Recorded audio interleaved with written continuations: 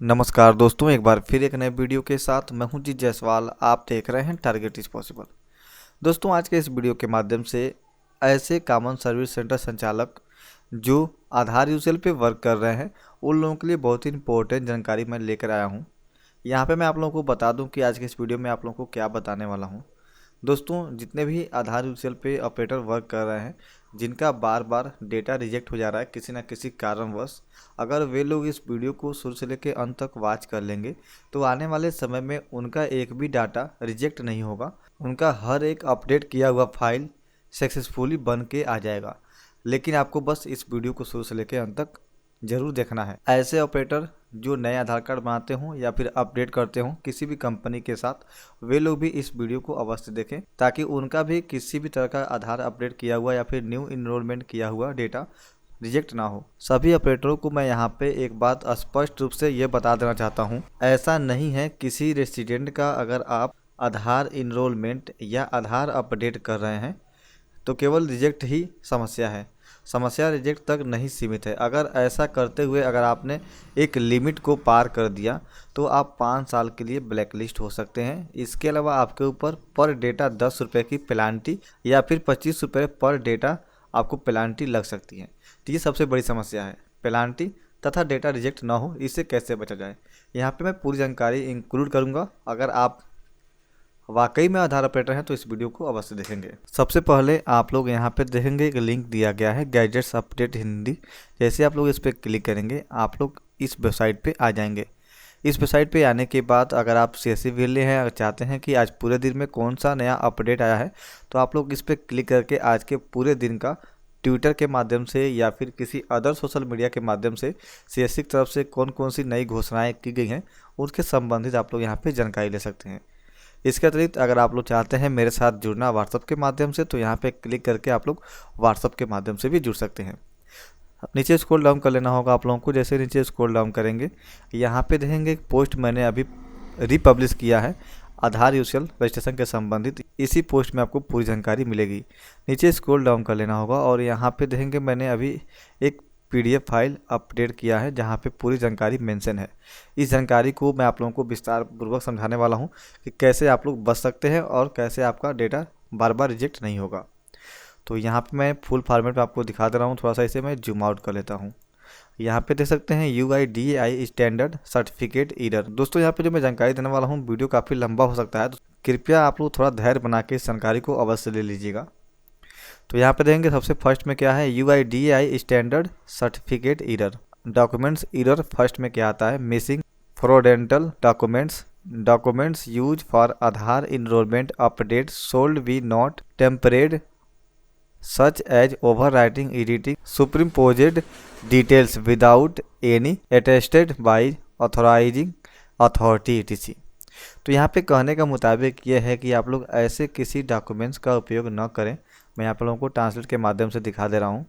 Over writing editing प्राधिकारी आदि द्वारा किसी भी सत्यापन के बिना इस तरह के डॉक्यूमेंट्स आप लोग अपलोड मत करें। यहाँ पे UIDAI के द्वारा साफ निर्देश शब्दों में बता दिया गया है कि अगर आप ऐसा करते हैं तो आपका सस्पेंशन फॉर रीट्रेनिंग, इसके अलावा पर पैकेट 10,000 रुपये की पेनाल्टी देनी होगी। यहाँ पे सस्पेंशन रीट्रेनिंग का मतलब क्या होता है कि आपके जो CFE सर्टिफिकेट है उसे सस्पेंड कर दिया जाएगा और आपको दोबारा से एग्जाम देना होगा। इसके अलावा यहाँ पे दिया गया है सस्पेंशन फॉर 5 ईयर, यानी आपको 5 साल के लिए ब्लैकलिस्ट कर दिया जाएगा। आप लोग किसी भी तरह के आधार के कार्य में आधार ऑपरेटर के रूप में कार्य नहीं कर पाएंगे। यहाँ पे भी 10,000 रुपये की पेनाल्टी पर पैकेट के हिसाब से देनी होगी। अदर एरर में यहाँ पे बताया गया है poor quality documents scanning should be done properly so that documents is visual clearly and not blur. Invalid documents में क्या है, always have to accept documents listed in the valid list. UIDAI के द्वारा जो डॉक्यूमेंट सजेस्ट किए गए हैं list है उसके अनुसार ही आप लोगों को डॉक्यूमेंट्स अटैच करने होंगे। इसके अलावा जो भी डॉक्यूमेंट्स आप लगाएं उसे ओरिजिनल फॉर्मेट में ही स्कैन करें। Demography data mismatch, always enter correct data in demography fields and as per document submitted by resident make sure that the resident verifies all the demography detail entered by the operator at the time of enrollment। जो भी जानकारी resident के documents में है उसी जानकारी को आप लोग सटीक और सही भरें, उसमें से कुछ मिसमैच ना करें। जो भी जानकारी रेसिडेंट के डॉक्यूमेंट्स में उसी जानकारी को ही मेंशन करें न्यू इनरोलमेंट करने के दौरान या फिर अपडेट करने के दौरान। इस कारण से आपका बार बार रिजेक्ट होता है। तो यहाँ पे देखेंगे इस तरह की समस्या अगर आपने 30 या उससे अधिक बार किया तो यहाँ पे प्रति पैकेट 25 रुपये का पेनल्टी आपको देना पड़ेगा। इसके अलावा यहाँ पे भी आपको रीट्रेनिंग के लिए भी भेज दिया जा सकता है और आपका आईडी बंद कर दी जाएगी। अब नीचे स्क्रॉल डाउन करेंगे तो यहाँ पे आप लोग देखेंगे error in UIDAI standard format certificate. जो फॉर्मेट UIDAI की तरफ से जारी किया गया है आधार अपडेट के लिए या फिर संशोधन करने के लिए, उसमें किस तरह की गलती नहीं करनी होगी इसकी जानकारी आप लोग देख लीजिए।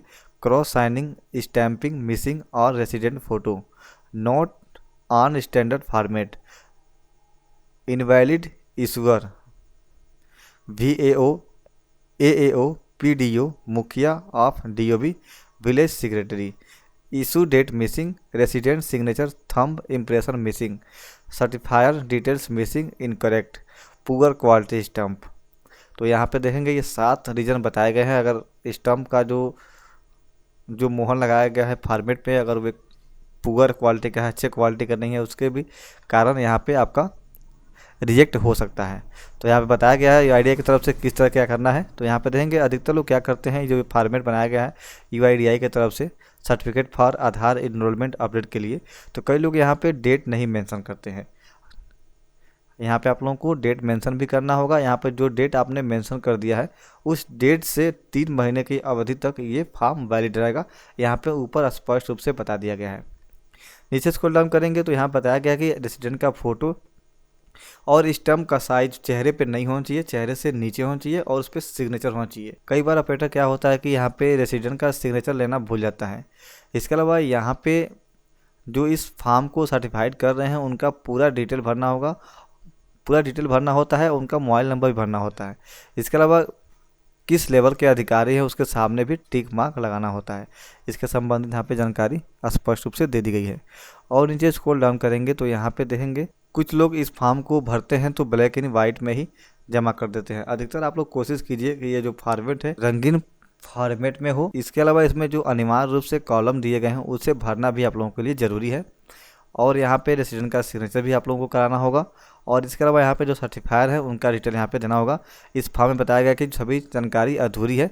अगर इस तरह के फॉर्म आप लोग अपलोड करेंगे तो वे डायरेक्टली रिजेक्ट हो जाएंगे। यहाँ पे UIDAI की तरफ से बताया गया कि यहाँ पे मोहर लग गया है लेकिन यहाँ पे क्रॉस सिग्नेचर नहीं किया गया, इस वजह से आप लोगों के फॉर्म रिजेक्ट हो सकते हैं। और इनसे स्क्रॉल डाउन करेंगे तो यहाँ पे रहेंगे ये एज प्रूफ के लिए जो डॉक्यूमेंट दिया गया है ये वैलिड नहीं है, इसे मान्य नहीं किया जाएगा। तो इस तरह के एज प्रूफ आप लोग मत लगाया कीजिए, इस पे भी आप लोग ध्यान रखा कीजिए। यहाँ पे जो सिग्नेचर है इन्होंने जो किया है ये मोहर के नीचे करना चाहिए था, इन्होंने फ़ोटो पे ही कर दिया है, क्रॉस नहीं किया है। इस वजह से भी ये डॉक्यूमेंट्स वैलिड नहीं है, आपका डेटा रिजेक्ट हो सकता है।